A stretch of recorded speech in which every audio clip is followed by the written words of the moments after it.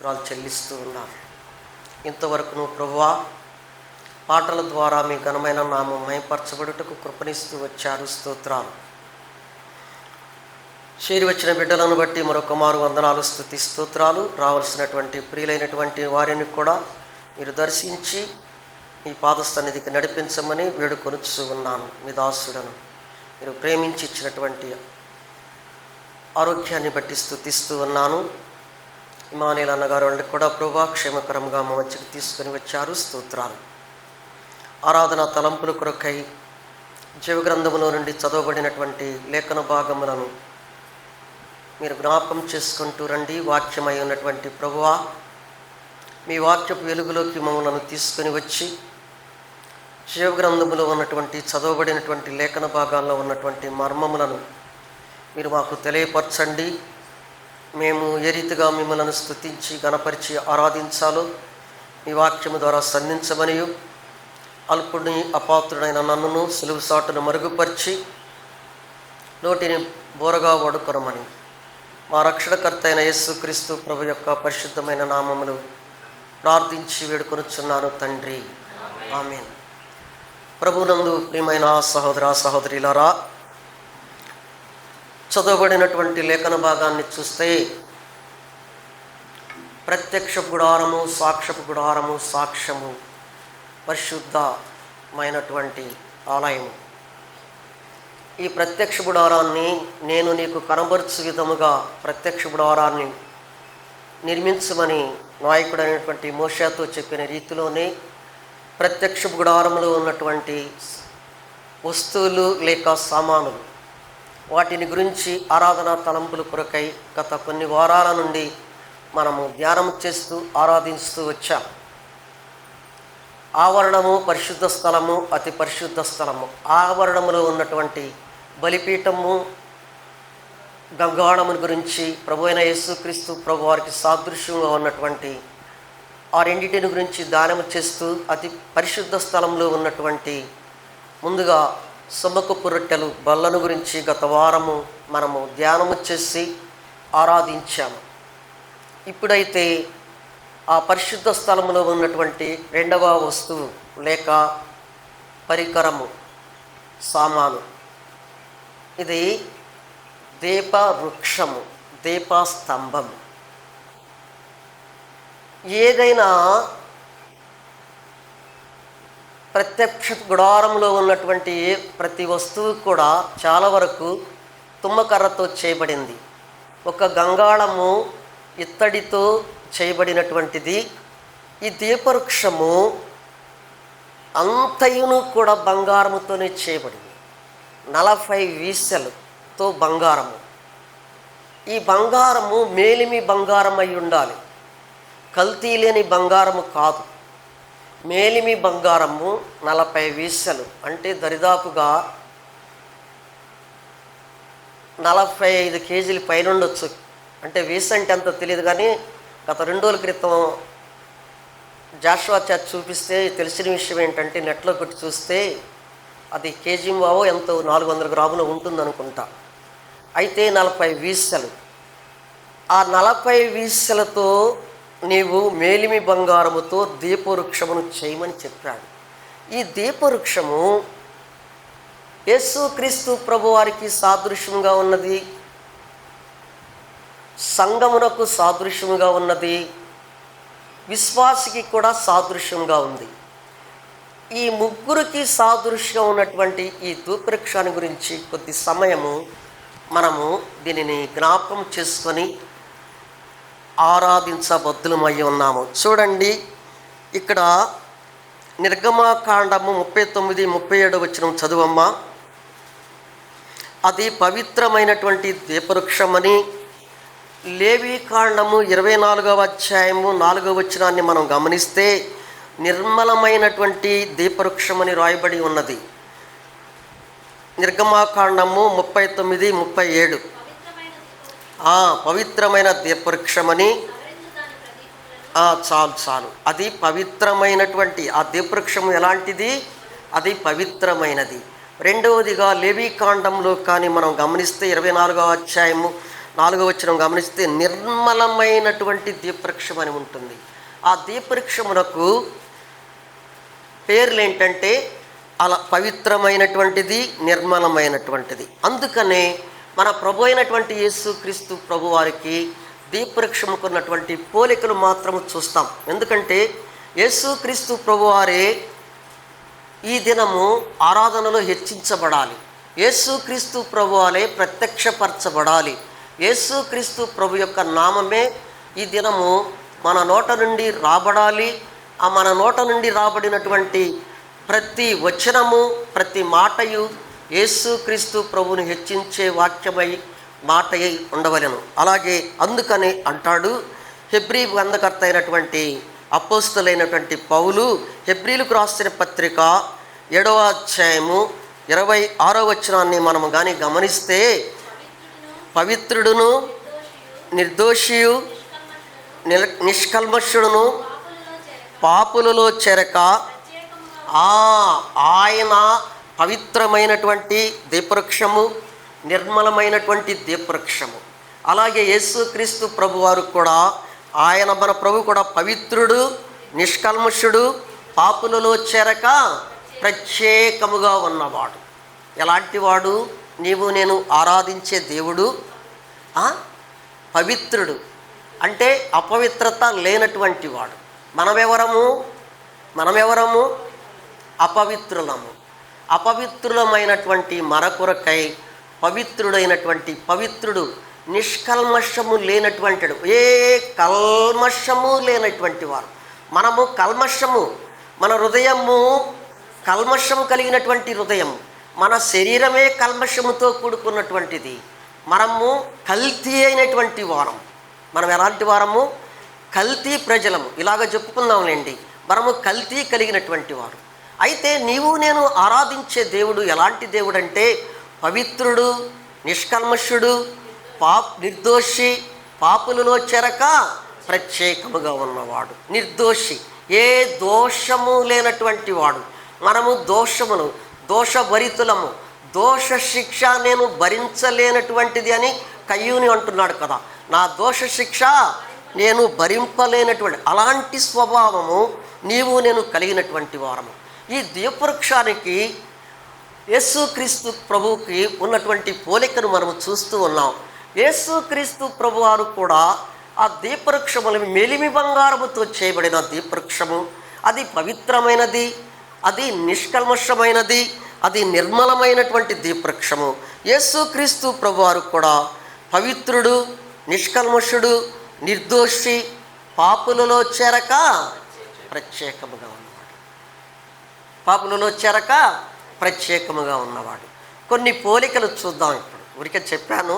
ఇప్పుడైతే దీపవృక్షమునకును యేసుక్రీస్తు ప్రభు వారికి ఉన్న పోలికలు చూద్దాం.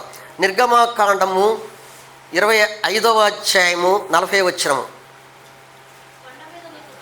కొండ మీద నీకు కనబరిచిన వాటి రూపము చొప్పున వాటిని చేయుటకు ఏం చేయాలి? వాటిని చేయుటకు జాగ్రత్త పడమంటున్నాడు ప్రభునందు. కొండ మీద నీకు కనబరిచిన వాటి రూపము చొప్పున వాటిని చేయుటకు సిద్ధపడుము.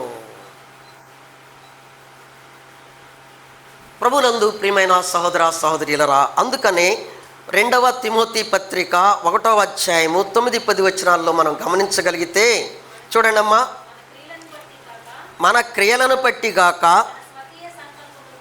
మన స్వకీయ సంకల్పమును బట్టి అనాది కాలములోనే క్రీస్తు యేసునందు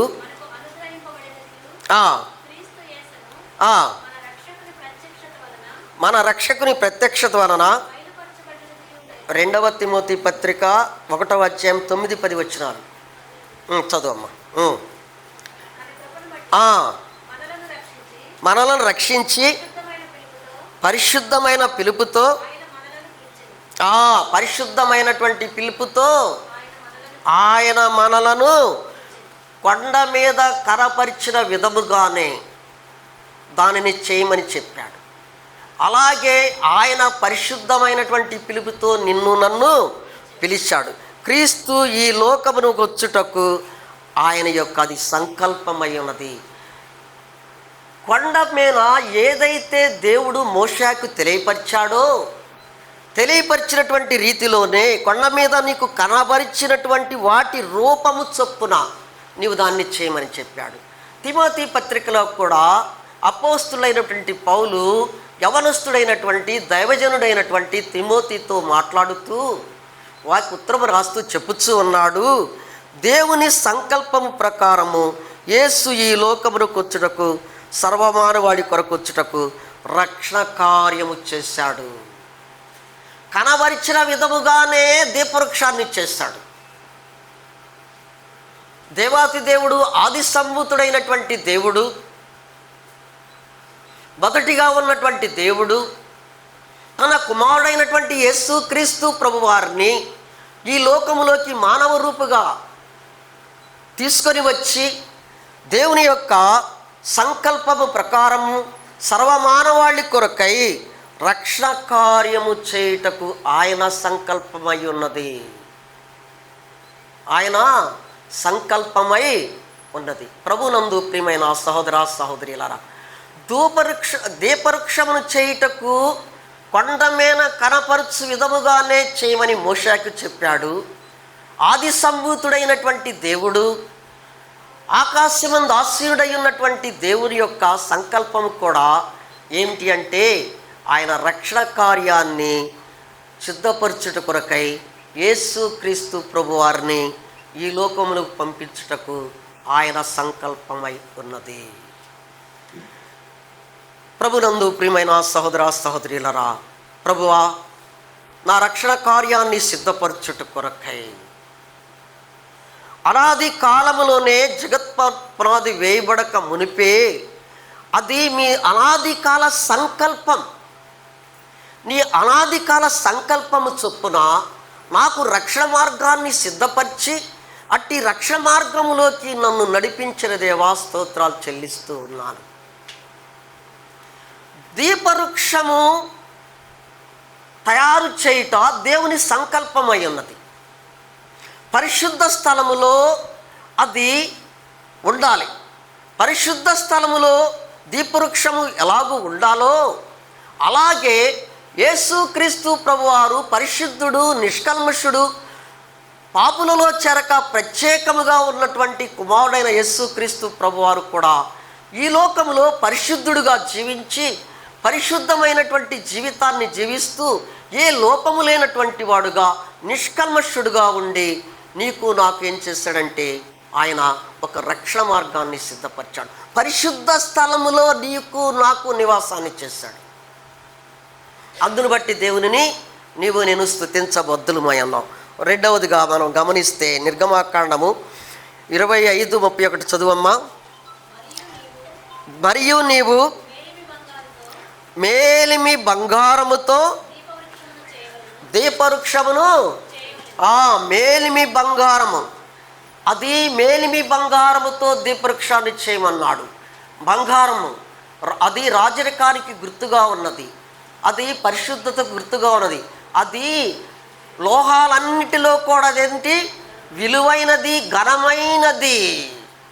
యేసుక్రీస్తు ప్రభువారు కూడా మహాగణుడు, మహోన్నతుడు, పవిత్రుడైనటువంటి యేసుక్రీస్తు ప్రభువారు అది మేలిమి బంగారము, స్వచ్ఛమైనటువంటి బంగారము, అది పుటము వేసినటువంటి బంగారం. దానిలో ఏ కల్తీ లేదు, దానిలో ఏ దోషము లేదు. అలాంటి బంగారముతో దీపవృక్షాన్ని చేయమన్నాడు. అది సువర్ణ దీపవృక్షము. అదే వృక్షము సువర్ణము. బంగారాన్ని పుటము వేస్తే దాన్ని కరిగిస్తే సువర్ణము, ఏ లోపము లేనిది గాను, అది పవిత్రమైనటువంటి, ఇక దానిలో ఏ కల్తీ లేనటువంటిది. అలాంటి సువర్ణమైనటువంటి దీపవృక్షాన్ని నువ్వు చేయి అని ఆది సంభూతుడైనటువంటి దేవుడు కొండ మీద కనపరిచాడు. హోరేబు కొండ పైన మోషేతో తెలియపరిచాడు. ప్రభునందు ప్రియమైన సహోదర సహోదరులారా, కొలసీ రాసిన పత్రిక అపోస్తులైనటువంటి పౌలు మొదటి కొలసీలకు రాసిన పత్రిక 2వ అధ్యాయము 9వ వచనం చదువమ్మా.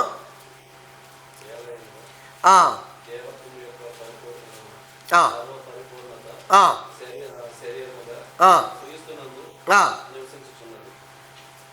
క్రీస్తునందు ఇంకొకసారి చదువయ్యేది ఏలైనగా దేవత్వము యొక్క సర్వపరిపూర్ణత శరీరముగా క్రీస్తునందు నివసించుచున్నది.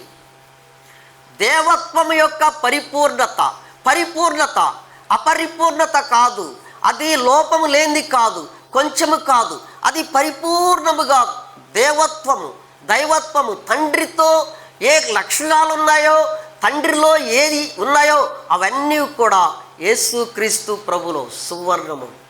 అది మేలిమి బంగారము కలిగినటువంటి సువర్ణం. యేసుక్రీస్తు కేవలము దైవాంశము కలవాడు. ఆయన సంపూర్ణుడైన దేవుడై ఉన్నాడు. ఏమై ఉన్నాడు? సర్వపరిపూర్ణుడైనటువంటి దేవుడై ఉన్నాడు. ప్రభునందు ప్రియమైన సహోదర సహోదరులరా, కనుకనే సర్వమానవాళి పాప పరిహారము కొరకు ఆయన సరిపోయినటువంటి వాడు. ఆయన ఎవరండి? సర్వ మానవాళి కొరకు ఆయన సరిపోయినటువంటి వాడు. ఎలాగూ సరిపోయినటువంటి వాడంటే ఆయన దేవత్వము దైవాంశము కలిగినటువంటి వాడు, సర్వపరిపూర్ణుడైనటువంటి దేవుడై ఉన్నాడు. మనమెవరము? పరిపూర్ణత లేదు మనలో లోపము ఉన్నది, మనలో ద్వేషం ఉన్నది, మనలో అనేకమైన ఈ లోకమే ఉంది. అంతే. ఏముందంటే మనం లోకములో ఉన్నాం, లోకము మనలో ఉంది. ఈ లోకములో నుండి వేరుపరచబడుటకు ఆయన దైవ సంభూతుడుగా పరిపూర్ణమైనటువంటి యేసుక్రీస్తు ప్రభువారిగా ఈ లోకములోకి వచ్చాడు. సువర్ణమైనటువంటి బంగారమైనటువంటి ఆ యేసుక్రీస్తు ప్రభువారు నీ కొరకై, కనుక సర్వమానవాళి పాప పరిహారము కొరకు ఆయన సరిపోయినటువంటి వాడు.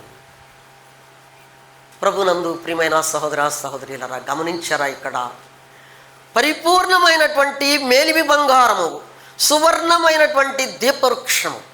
యేసుక్రీస్తు ప్రభువారు కూడా సువర్ణమైనటువంటి దీపవృక్షము కలిగినటువంటి వాడుగా ఉన్నాడు, దైవ సంభూతుడిగా ఉన్నాడు, పరిపూర్ణమైనటువంటి దేవుడుగా ఉన్నాడు. అయితే ఆయన నీ కొరకై నా కొరకై ఏమయ్యాడంటే మనని పాప పరిహారార్థము కొరకై, ఆయన సర్వమానవాళి పాప పరిహారము కొరకై ఆయన ఏమయ్యాడు?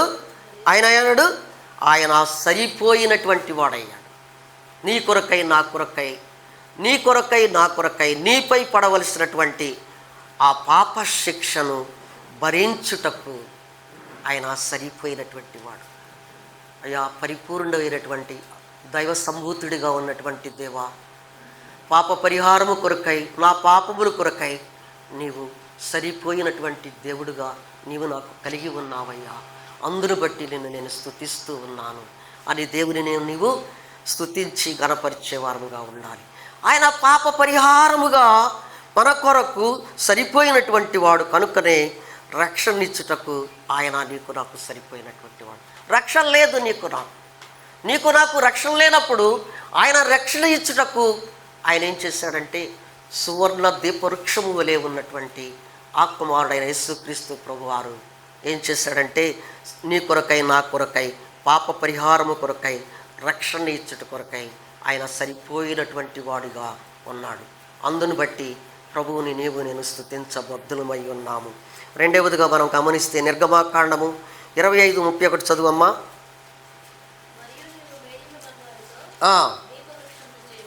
దీపవృక్షమును నగీష్ పనిగా చేయవలను. ఇక్కడ గమనించండి, దీపవృక్షము చేయమన్నాడు. అది ఏకకాండమై ఉండాలి. ఏకకాండం అంటే అది అచ్చుపోసి తీసేది కాదు. ఒక ఆకారం చెయ్యంది ఇట్ట పెడితే దీనిపైన ఏదన్నా పోస్తే ఇట్ట తీస్తే మళ్ళీ అచ్చు వస్తుంది. అలా కాదు. 40 వీసెల బంగారమును ఏం చేయాలంటే సుత్తితో కొట్టాలి. సుత్తితో కొట్టి అది ఆ దీపవృక్షము ఆకారములో నైపుణ్యము కలిగినటువంటి శిల్పకారుడు చేసే పని.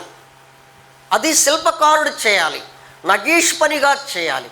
అది నగీష్ అంటే దాని రూపమును తీసుకొచ్చే, నగీష్ పని అంటే డిజైన్ చేసేటువంటిది. డిజైన్ చేయాలి. దేవుడు ఏదైతే కొండపైన ప్రత్యక్షపరిచాడో, ఏ రూపములో తీసుకొని రమ్మన్నాడో దీపవృక్షమును, ఆ రూపంలోకి తీసుకురావాలంటే అది అచ్చుతో చేసే పని కాదు. అది ఆ డిజైన్తో, ఇది అచ్చుతో చేసే పని కాదు. దానిని, ఆ బంగారమును దానిని సుత్తితో కొట్టాలి, ఒక ఆకారానికి తీసుకురావాలి. దేవుడు కనబరిచిన విధంలో ఇదిగో ఈ రూపంలో ఉండాలి అని చెప్పినప్పుడు ఆ రూపంలోకి నగీష్ పనిగా చేయాలి. ఇప్పుడు చెక్కవారు ఉంటారు, అయ్యా నాకు ఈ విధంగా ఈ డిజైన్ కావాలయ్యా అని చెప్తాం. వాళ్ళు ఏం చేస్తారు, కష్టపడి ఆ డిజైన్ని మనసులో పెట్టుకుంటాడు. మనసులో పెట్టుకొని ఆ సుత్తెతో, ఆ ఉలితో దానిని కొట్టి ఆ రూపానికి తీసుకొని వస్తాడు. ఆ రూపానికి తీసుకొని వస్తాడు.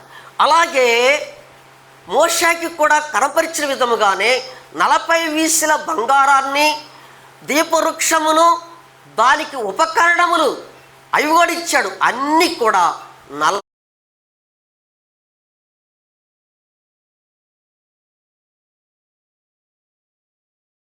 పని కాదు, ఆషామాషా పని కాదు అది. మోషే, అది నగీష్ పనిగా ఉండాలి. ఒక డిజైన్, దానిని నీకు కనపరిచిన విధముగానే దీపవృక్షము ముందు కాండము, తర్వాత 6 పక్కల ఇటు మూడు పక్కల కొమ్మలుండాలి. ఆ కొమ్మలకు ఆ బాదము పువ్వులు ఉండాలి, బాదము కాయలు ఉండాలి. ఇవన్నీ కూడా ఉండాలి. ఒక్కొక్కటి ఇక్కడ చదివాం చూసావు, 25 అధ్యాయంలో 30 నుంచి 40 వచనాల వరకు అదంతా ఒక్కొక్క క్రమంలో ఇచ్చాడు. ఒక్కొక్క క్రమంలో ఇచ్చాడు. అటుపక్క 3 కొమ్మలు, ఇటుపక్క 3 కొమ్మలు. అవి కొమ్మలు చేసి కాండమునకు, ప్రకాండమునకు అతికించకూడదు. ఈ కాండములోనే అవి బయలుదేరి రావాలి. చెట్టు చూడండి, చెట్టు ఎదుగుతూ ఉంటుంది, కొమ్మలు వస్తూ ఉంటాయి. ఆ కొమ్మ తీసుకెళ్ళి అతికిస్తాము మనం, ఆ కొమ్మలోనే ఏకకాండం అయి ఉన్నాయి. అవి కొమ్మలోనే ఏకకాండం అయి ఉన్నాయి. అలాంటి నగీష్ పనిగా నీవు చేపించాలి. చేసింది మాత్రం మోషే కాదు, చేసినటువంటి వ్యక్తులు వేరే ఉన్నారు. ప్రభు చిత్తమైతే తర్వాత దాన్ని ధ్యానం చేయొచ్చు.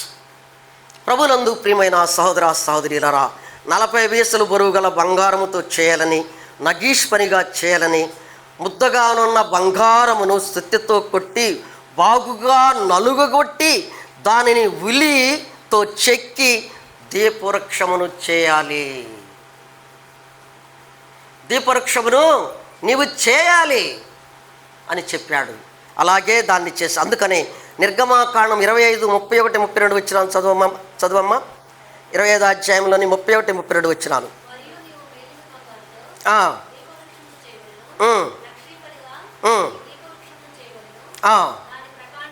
దాని ప్రకాండమును, దాని శాఖలను, దాని కలశములను, మొగ్గలు, దాని పువ్వులు దానితో ఏకకాండమై ఉండవలను. అంతా దానితో ఏకకాండమై, దాన్ని అతికించటాలు, దానికి తీసుకొచ్చిన తర్వాత దాన్ని వెల్డింగ్ చేయటాలు ఇలాంటివి ఏమి ఉండకూడదు. దానిలోనే రావాలని చెప్పాడు. ప్రభునందు ప్రియమైన, అది నలుగగొట్టబడాలి. ఏం చేయాలా? సుత్తెతో అదేమయ్యాలి? ముద్దగా ఉన్నటువంటి బంగారము, ముద్దగా చేసిన బంగారాన్ని ఏం చేయాలంటే 40 వీసల బంగారాన్ని ఆ దీపవృక్షము తయారవ్వాలంటే ముందుగా అది సుత్తెతో నలగగొట్టాలి. తర్వాత ఉలితో దాన్ని రూపాన్ని చెక్కాలి. అలాగే యేసుక్రీస్తు ప్రభు వారిని కూడా యెషయా గ్రంథము 53వ అధ్యాయము 5వ వచనం చదువమ్మా.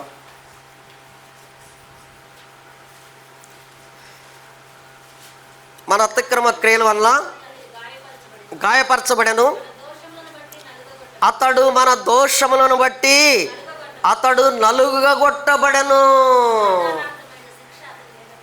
అమ్మా సరే, నలుగగొట్టితే, ముద్దగా ఉన్నటువంటి బంగారము నలుగగొట్టితే ఆ రూపము మారిపోద్ది. అందుకనే 53:3లో ఉంటుంది, యెషయా గ్రంథం 53:3లో ఉంటుంది. చూడండి ఏముంటుందంటే, మనుషుడు చూడనొల్లని వాడిగా అయిపోయాడు. సుత్తితో కొట్టినటువంటి బంగారము రూపము ఏ రీతిగా మారిపోయిందో, అలాగే యేసుక్రీస్తు ప్రభువారు కూడా ఆయన మన అతిక్రమ క్రియలను బట్టి అతడు నలగొట్టబడ్డాడు. నలగొట్టబడుట వలన ఆయన ఏమంటే మనుషులు చూడనొల్లనటువంటి వాడిగా అయిపోయాడు. అతడు పొందిన దెబ్బల చేత మనకేం కలిగింది? స్వస్థత. ఏం స్వస్థత? జ్వరం వస్తే స్వస్థత. మనకి ఏం స్వస్థత వచ్చింది? మన స్వస్థత ఏంటి? మనం ఏ రోగంలో ఉండాము? రోగం వస్తే కదా స్వస్థత వచ్చేది. పాపరోగములో ఉన్నటువంటి మనము,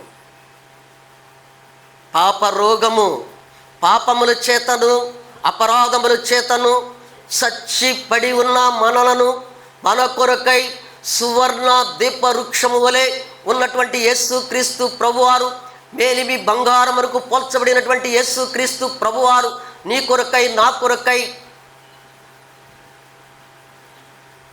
ఆయన నలుగుగొట్టబడ్డాడు. మన అతిక్రమ క్రియలను బట్టి అతను నలుగుగొట్టబడ్డాడు. మనుషుడు చూడవల్లని వాడటువంటి అయిపోయాడు. అతడు పొందిన దెబ్బల చేత నీకు నాకేమైందంటే పాపరోగము నుండి నీకు నాకు స్వస్థత కలిగింది. మన సమాధార్థమైనటువంటి శిక్ష అతని మీద పడింది. అతను పొందిన దెబ్బల చేత మనకు స్వస్థత పడింది. ప్రభువా, దీపస్తంభమును చేయుట కొరకై శిల్పి ఏ రీతిగా ప్రభువా సుత్తెతో దానిని నలుగగొట్టాడో, శిల్పితో ఏ రీతిగా చేశాడో, ప్రభువా దీపవృక్షమైనటువంటి నీవు నా కొరకై ప్రభువా మీరైతే అన్యాయమైనటువంటి తీర్పును పొందారు. మీరు ఏం చేశాడు? మా దోషములను బట్టి నీవు నలుగగొట్టబడ్డావు. మా అతిక్రమ క్రియలను బట్టి నీవు నలుగగొట్టబడ్డావు. అయ్యా, నీవు చూడనొల్లనటువంటి వాడి వైపోయావయ్యా. స్వరూపమైనను సొగసైనను లేక సొగసైనటువంటి యేసుక్రీస్తు ప్రభువారు, సుందరుడైనటువంటి యేసుక్రీస్తు ప్రభువారు, 10,000 మందిలో గుర్తించబడినటువంటి యేసుక్రీస్తు ప్రభువారు, అతి మనోహరుడు, అతి సుందరుడు, 10,000 మందిలో గుర్తింపదగినటువంటి ఆ యేసుక్రీస్తు ప్రభువారు నీ కొరకై నా కొరకై తన స్వరూపాన్ని, తన పోలికను, సమస్తాన్ని పోగొట్టుకున్నాడు. నీపై నాపై పడవలసినటువంటి ఆ శిక్ష యావత్తును తన భుజంపై మోసుకొని నిన్ను నన్ను ఏం చేశాడంటే పాపరోగము నుండి విడుదల కలిగించాడు. తండ్రితో సమాధానపరిచాడు. అందును బట్టి ప్రభువుని స్తుతించబద్దులమై ఉన్నాం. నిర్గమాకాండము 27వ అధ్యాయము 21వ వచనము. నిర్గమాకాండం 27, 21.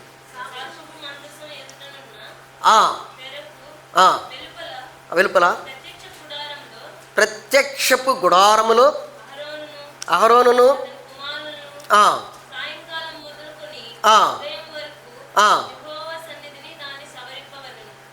యెహోవా సన్నిధిని అంటే ఇప్పుడు దీపవృక్షం ఎక్కడ ఉంది? అక్కడే ఉంది. కరెక్ట్గా చూడండి. దేవుని సన్నిధిలో, ప్రత్యక్ష గుడారములో దేవుని సన్నిధిలో అదేముంది?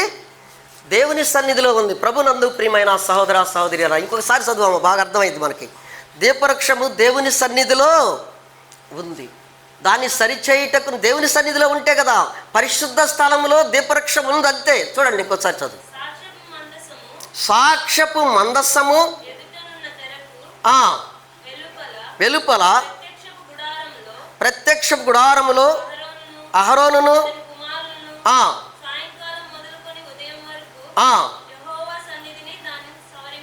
దానిని యెహోవా సన్నిధిలో ఉన్నటువంటి దీపవృక్షం, దానిని సవరించాలి. ఎలా సవరించాలో తర్వాత చూద్దాం.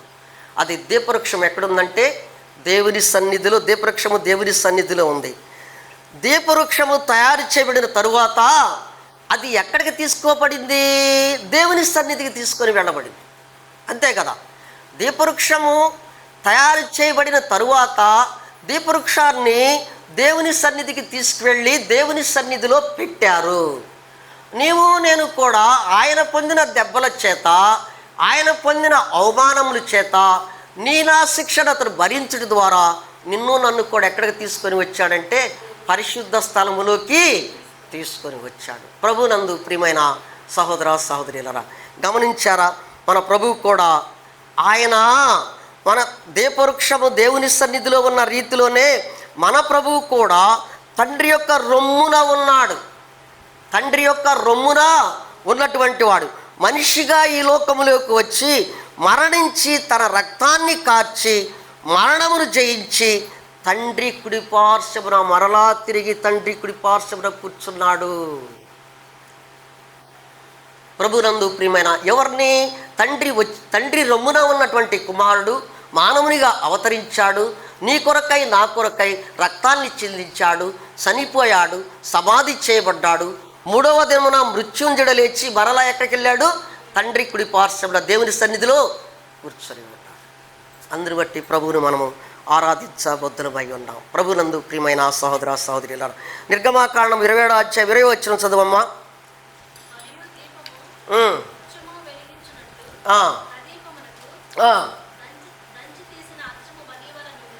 జంచి తీసిన అచ్చ ఒలీవ నూనెను తేవలెనని.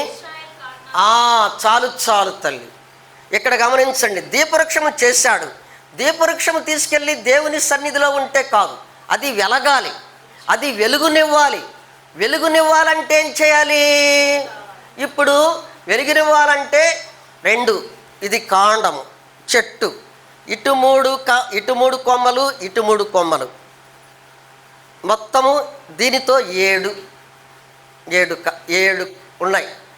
దీపవృక్షము వెలగాలి. ఇప్పుడు చేశాడు సరే, తీసుకొచ్చాడు సరే, అది వెలగాలి కదా. అది వెలగాలంటే దానిలో కలశమును పెట్టాడు. అంటే దానిలో ఉన్నటువంటి నూనె పోసి వెలిగించుటకు దానిలోనే ఏకకాండముగా చేస్తాడు. ఇప్పుడు ఇది వచ్చిన తర్వాత ఈ మైకు ఇందులో పెడతాం, ఇందులో పెట్టదు, ఇది వేరు, దీనిలో తీసుకొచ్చి పెట్టాం. అలా కాదు, ఇదంతా దీనిలోనే రావాలా. ఇదంతా కూడా దీనిలోనే శిల్పి చెక్కాలన్నమాట.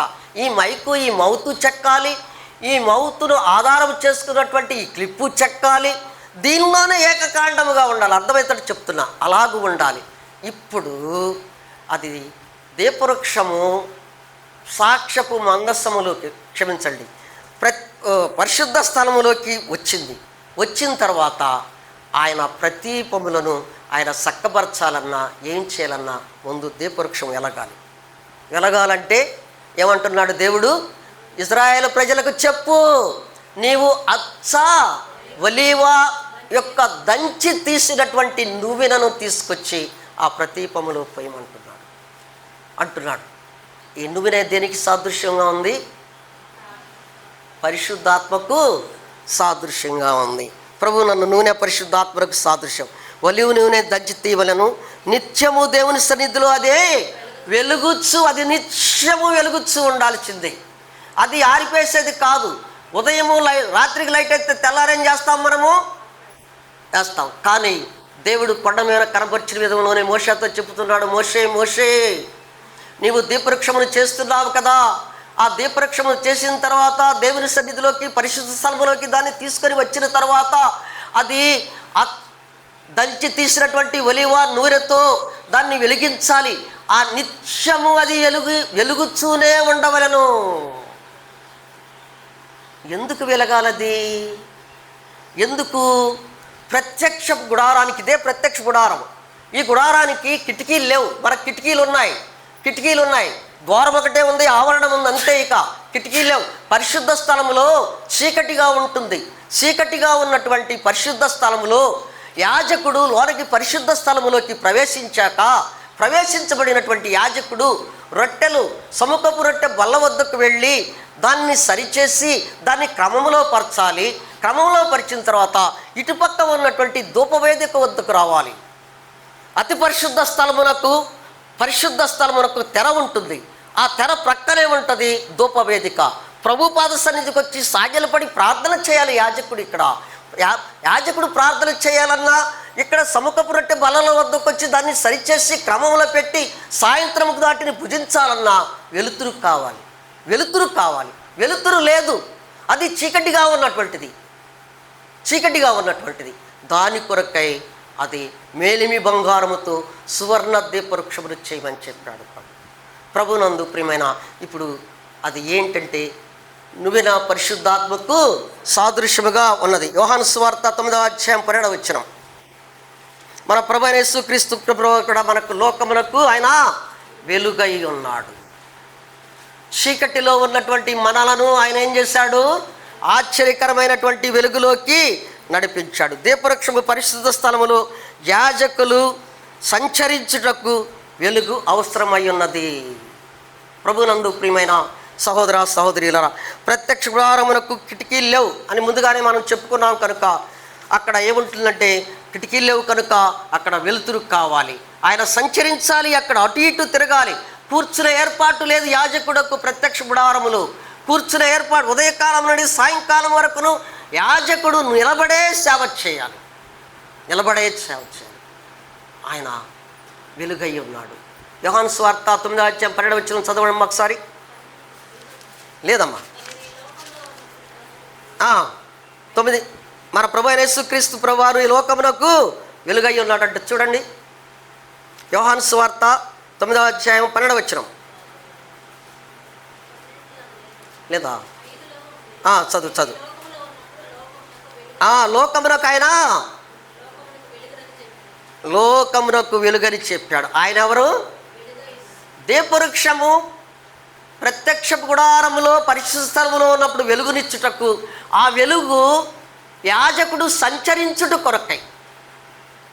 ఈ లోకములో నీవు నేను చీకటిలో, మీరు మునుపు చీకటి అయిండిరి, ఇప్పుడు ఆశ్చర్యకరమైనటువంటి వెలుగులోకి నడిపించిన దేవుని యొక్క గుణాతిశయములను ప్రచురము చేయు నిమిత్తము రాజులైన యాజక సమూహములోకి నిన్ను నన్ను నడిపించాడు. చూసారా, మునుపు మీరు చీకటి ఉంటిరి, ఇప్పుడు ఆశ్చర్యకరమైనటువంటి వెలుగులోకి తీసుకుని వచ్చాడు. ఆ పరిశుద్ధ స్థలములోకి నిన్ను నన్ను తీసుకుని వచ్చాడు.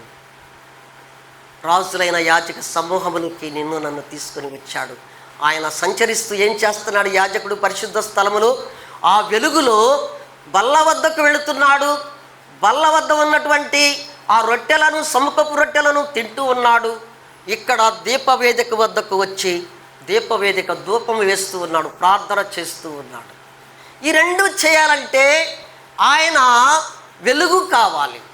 నీవు నేను దేవునిని ఆరాధించాలన్నా, దేవుని సన్నిధిలో ప్రార్థన చేయాలన్నా, ఆ పరిశుద్ధ స్థలములోకి తీసుకొని రాబడినటువంటి నీవు నేను కూడా ఆ వెలుగై చీకటిలో ఉన్నటువంటి నిన్ను నన్ను కూడా వెలుగులోకి తీసుకొని వచ్చాడు.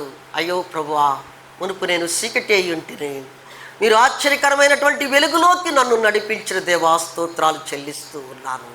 ఆ పరిశుద్ధ స్థలములోకి నన్ను నడిపించిన దేవా, పరిశుద్ధ సంఘ సహవాసములోకి నడిపించిన దేవా, నిన్ను నేను స్తుతిస్తూ గణపరుస్తూ ఆరాధిస్తూ ఉన్నానయ్యా అని ప్రభువుని నువ్వు నేను ఆరాధించబద్దులమై ఉన్నాము. 5వదిగా చూసుకొని ముగించుకుందాము. చూడండి, ఈ ధూపవృక్షము నిత్యము వెలుగుచూ ఉండవలెను. 27:20లో చూస్తే నిర్గమకాండము 20:27లో నిత్యము ఆయన నిత్యము వెలుగుచూ ఉండవలెను. అలాగే మన ప్రభువు శాశ్వతమైన వెలుగై ఉన్నాడు. ఆయన శాశ్వతమైనటువంటి వెలుగు. అందుకని అంటాడు, 1 యోహాను పత్రిక 1వ అధ్యాయం 9వ వచనం అంటాడు, ఆయన నిజమైనటువంటి వెలుగు. ఎలాంటి వెలుగు? ఆయన నిజమైనటువంటి వెలుగు. చూడండి, 1 యోహాను పత్రిక 1వ అధ్యాయం 9వ వచనంలో,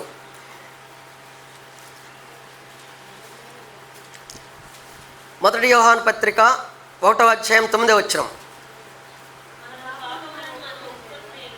మన పాపములను మనము ఒప్పుకొని ఎడల ఆయన నమ్మదగినటువంటి వాడును నీతిమంతుడును కనుక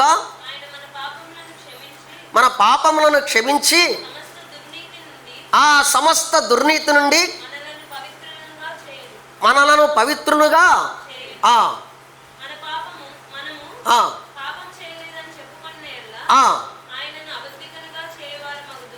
చాలమ్మ. అక్కడే ఉంటుంది చూడండి. నిజమైన 5వ వచనమా? దేవుడు ఏమై ఉన్నాడు? అది నిజమైనటువంటి వెలుగు. ఆయన యందు చీకటి ఎంత మాత్రమును లేదు. ప్రభునందు ప్రియమైన సహోదర సహోదరులారా, గమనించారా? చీకటిలో నుండి ఆశ్చర్యకరమైనటువంటి వెలుగు, అది నిజమైనటువంటి వెలుగు. మనము నివసిస్తున్నటువంటి వెలుగు ఇది కొంతకాలమే ఉంటుంది. ఇది గతించిపోయేటువంటి వెలుగు. ఇట్లాంటి వెలుగులో నుండి నిన్ను నన్ను తీసుకొని వచ్చి పరిశుద్ధ స్థలములో ఉంచి నిజమైనటువంటి వెలుగులోకి తీసుకొని వచ్చాడు. జీవపు వెలుగులోకి తీసుకొని వచ్చాడు. జీవపు వెలుగు అని ఉంటుంది. ఎక్కడ ఉంటుందంటే యోహాను సువార్త 8వ అధ్యాయం 12వ వచనంలో ఉంటుందన్నమాట. జీవపు వెలుగు అని. యెషయా గ్రంథం 49:50లో యూదులకు అన్యజనులకు ఆయన వెలుగై ఉన్నాడని ఉంటుందన్నమాట. యూదులకును అన్యజనులకును వెలుగై ఉన్నాడని యెషయా గ్రంథము 59వ అధ్యాయము 49వ అధ్యాయం 50 వచనంలో ఉంటుంది. చదవండి. యెషయా గ్రంథము 49:50.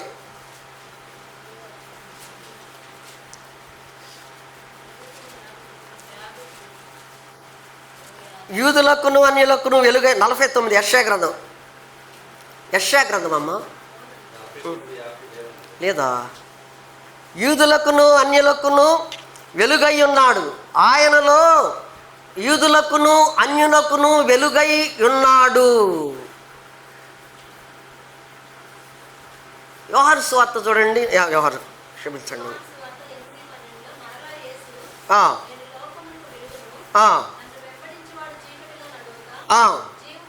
జీవనకు వెలుగై ఉన్నాడు. ఇక్కడే ఉంటుంది యెషయా గ్రంథంలోనే ప్రవక్త అయిన 49 చదువయ్యా. అన్యజనులకు వెలుగై ఉన్నట్లు నిన్ను నియమించి ఉన్నాను. యేసుక్రీస్తు గురించిన ప్రవచనం ఇది.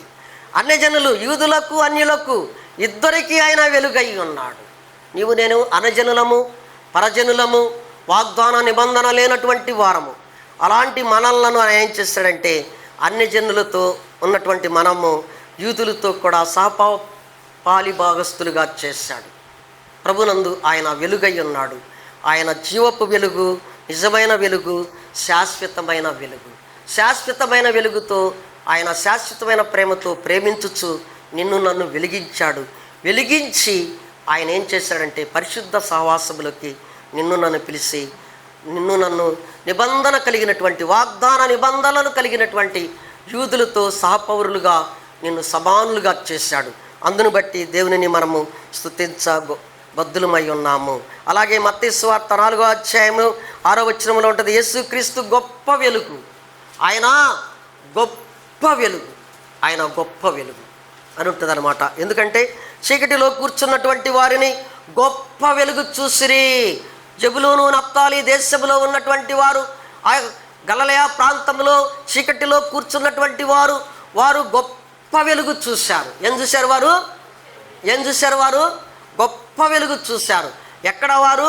అన్యజనులైనటువంటి వారు ఎలాంటి వారంటే చీకటిలో కూర్చున్నటువంటి వారు, చీకటిలో నడుస్తున్నటువంటి వారు. గలిలయ ప్రాంతము, జెబూలూను నప్తాలి దేశంలో ఉన్నటువంటి వారు ఒక్కసారిగా యేసుక్రీస్తు ప్రభువారు ఆ ప్రదేశమునకు వెళ్ళగానే చీకటిలో కూర్చున్నటువంటి వారికి గొప్ప వెలుగు ప్రకాశించింది. గొప్ప వెలుగు ప్రకాశించింది. ప్రభునందు ప్రియమైన సహోదర సహోదరీరా, అందుకనే 2వ కొరింథీ పత్రిక 4వ అధ్యాయము 4-6 వచనాలు చదివితే ప్రకాశమానమైన మహిమకరమైనటువంటి వెలుగును చూశాడు. ఎవరు చూశారు? అపోస్తులైనటువంటి పౌలు చూశాడు. చూడండి, ఆయన అపోస్తులైనటువంటి పౌలు దమస్కు రోడ్డులో పయనిస్తూ ఉంటుండగా ఆయన చీకటిలో సంచరిస్తూ చీకటిలో నడుస్తున్నటువంటి ఆయనను ప్రకాశమానమైనటువంటి వెలుగులోకి తీసుకుని వచ్చినటువంటి ఆ సౌలును పౌలుగా మార్చి ఆ పౌలు చేసినటువంటి దేవునిని ఎంతగా స్తుతించాడంటే చెరసాలలో బంధకాలలో ఉన్నటువంటి ఆయన నన్ను బంధకాలతో బిగించబడినను దేవునిని కీర్తనలతోనూ దేవునిని స్తుతించినట్లుగా మనం చూస్తాం. ప్రభునందు ప్రియమైన సహోదర సహోదరీలారా, 1 పేతురు పత్రిక 2వ అధ్యాయం 19వ వచనంలో చూస్తే ఆశ్చర్యకరమైనటువంటి వెలుగు, ఆశ్చర్యకరుడు ఆయన, ఆశ్చర్యకరమైనటువంటి వెలుగులోకి నడిపించినటువంటి దేవుడు. చూడండి, ఇంత గొప్ప కార్యాలు చేసి పరిశుద్ధ స్థలములోకి తీసుకొచ్చినటువంటి ఈ ప్రకాండముగా ఉన్నటువంటి ఈ దీపవృక్షములో ఇది ఆయన, దీనిలో నుండి కొమ్మలుగా అటు 3 కొమ్మలు ఇటు 3 కొమ్మలు, ఈ 3 కొమ్మలు పరిశుద్ధులు విశ్వాసులను చూపిస్తూ ఉన్నది. ఆయనలో మనము ఐక్యపరచబడిపోయాం. ఐక్యపరచబడినటువంటి మనము కూడా ఆయన ఏ రీతిగా ప్రకాశిస్తూ ఉన్నాడో నీవు నేను కూడా ప్రకాశిస్తూ ఉన్నాం. నీవు కూడా ప్రమిదల వలె ఎలాగూ ప్రకాశిస్తున్నామో ఆయన ఎలాగూ ప్రకాశిస్తున్నాడో నిన్ను నన్ను కూడా ప్రకాశమానమైనటువంటి వెలుగులోకి నడిపించి, జీవపు వెలుగులోకి నడిపించి, ఆశ్చర్యకరమైనటువంటి వెలుగులోకి నడిపించి నీవు నేను కూడా నీ వెలుగు ద్వారా, నా వెలుగు ద్వారా అనేక మందిని ప్రభు యొక్క వెలుగులోకి నడిపించబద్దులమై ఉన్నాము. అది ఎప్పుడు నిత్యము దానిని సరిచేయాలి. ఆ దీపవృక్షములో ఉన్నటువంటి ఒత్తి ఉంటుంది, ఒత్తి. ఆ ఒత్తిని ఏం చేయాలా? యాజకుడు ఎప్పుడు కూడా దాన్ని కాలుతూ ఉన్నప్పుడు దాన్ని కత్తిరిస్తూ ఉండాలి. పూర్వకాలంలో మా చిన్నతనంలో లాంతర్లు ఉండేవి. లాంతర్లు ఉంటే సాయంత్రము చీకటి పడుతుండగానే లాంతరు తీసి శుభ్రంగా గ్లాస్ తుడిసి ఆ ఒత్తిని కత్తిరించి, కాలిపోయింది కత్తిరించి పక్కన పడేసేసి మరలా దాన్ని శుభ్రం చేస్తాను. ఎప్పటికప్పుడుగా యాజకుడు పరిశుద్ధ స్థలములో ఆ వెలుతురులో సంచరిస్తూ దీపవృక్షాన్ని కూడా ఎప్పుడు కూడా సరిచేసేవాడిగా నీవు నా జీవితములు, నీ జీవితములు, నా జీవితములు వెలుగులోకి తేబడినటువంటి నీవు నేను కూడా ఎలాగూ ఉండాలంటే ఎప్పుడు కూడా జీవవాక్యమైనటువంటి వాక్యము ద్వారా నీవు నేను కూడా దినదినము సరిచేయబడే వారముగా నీవు నేను ఉండాలి. ప్రభునందు ప్రియమైన సహోదర సహోదరులారా, ఆ వృక్షము, దీపవృక్షము, అది సువర్ణ దీపము, అది పవిత్రమైనటువంటిది, నిర్మలమైనటువంటి వృక్షము. యేసుక్రీస్తు ప్రభు వారికి సాదృశ్యం ఉంది. ఆ రూపము రావాలంటే శిల్పి దానిని ఏ రీతిగా కొట్టాడు, కొట్టబడుట వలన, శిల్పి చెక్కుట వలన ఒక రూపానికి తీసుకుని వచ్చాడు. ఆ రూపానికి తీసుకుని వచ్చిన యేసుక్రీస్తు ప్రభు వారు ఆయన ఏం చేశాడంటే ఆయన రూపాన్ని కోల్పోయాడు. ఆయన ఏం చేశాడు? స్వరూపమైనను సొగసైనను లేక ఆయన శక్తితో ఆయన కొట్టబడ్డాడు, ఆయన హింసించబడ్డాడు, దూషించబడ్డాడు, అవమానించబడ్డాడు, నిందించబడ్డాడు. ఈ లోకములో నీ కొరకై నా కొరకై నిన్ను కూడా ఆయనలో ఐక్యపరిచాడు, తండ్రితో ఐక్యపరిచాడు, పరిశుద్ధ స్థలములోకి తీసుకొని వచ్చాడు. ఆ వెలుగులోకి తీసుకొని వచ్చినటువంటి ఆ దేవునిని నీవు నేను ఎంతైనా స్తుతించబద్దులమై ఉన్నాము. దేవుడి వాక్యం ఆశీర్వదించుగాక. ఈ రీతిగా ఆరాధన చేద్దాం.